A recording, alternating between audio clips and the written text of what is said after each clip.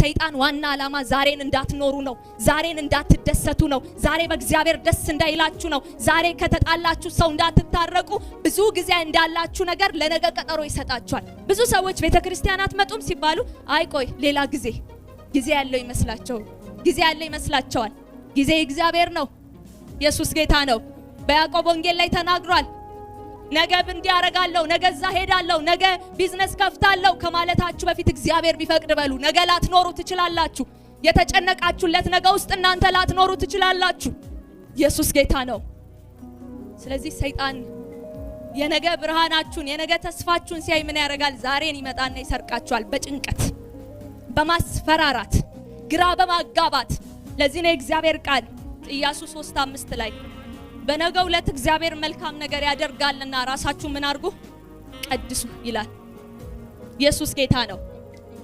ነገ ለምትቀበለው ነገር ዛሬ ኑር። መጀመሪያ ዛሬ ኑር። ነገ ትኑሩ ትሙቱ አታውቁትም። የተሰጠን ቀን ዛሬ ነው። የተሰጠን ሽልማታችን ዛሬ ተባለ ቀን ነው። ሰይጣን ጤና ምናምን ብቻ አይደለም ይሰርቀው፣ ዛሬያችሁን ይሰርቃል። ዛሬን እንዳትደሰቱ፣ ዛሬን እግዚአብሔር እንዳታከብሩበት፣ ዛሬን እንዳትሰሩ፣ ዛሬን እንዳትለመልሙ። የዛሬ ጥርቅም አይደል ነገ ብላ የጠበቃችሁት ቀን ልክ ዛሬ ነው አይደለም የሆነው። ነገ የሚባለው ቀን ላይ ስትገቡ ዛሬ ብላችሁ ትጠሩታላችሁ። ከዛ ለሌላኛው ነገ ደግሞ ትጨነቃላችሁ። ነገ የሚባል ቀን የለም። ኢየሱስ ጌታ ነው።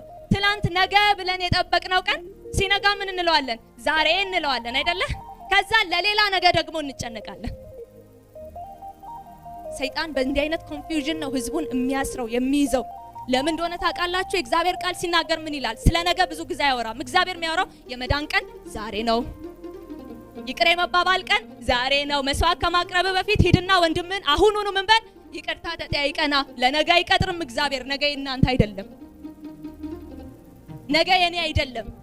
ነገ ትኑሩ ትሙቱ አታውቁትም። ነገ በህይወት እንኑር፣ ነገ አደጋ ይድረስብን፣ ነገ ሹመት ይጥመን አናቅም።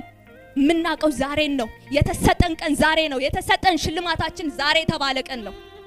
ኢየሱስ ጌታ። ሁሉ ጊዜ ሲዝትባችሁ እስቲ ና በሉት። ና እግዚአብሔርን ከቻልክ ና፣ የእግዚአብሔርን ክንድ ከቻልክ ና ስትሉት ያኔ አይመጣም። ውሸታም ነው ሰይጣን። ጫፍ ላይ ሆኖ ነው የሚያስፈራራችሁ። ዳር ላይ ቆሞ ነው የሚያስደነግጣችሁ።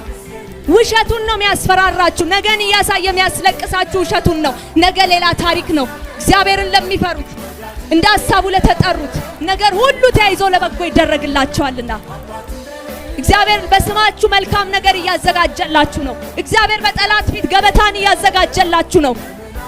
ባስደነገጣችሁ ጠላት ፊት ገበታን ያዘጋጅላችኋል። ራሳችሁን በዘይት ይቀባችኋል።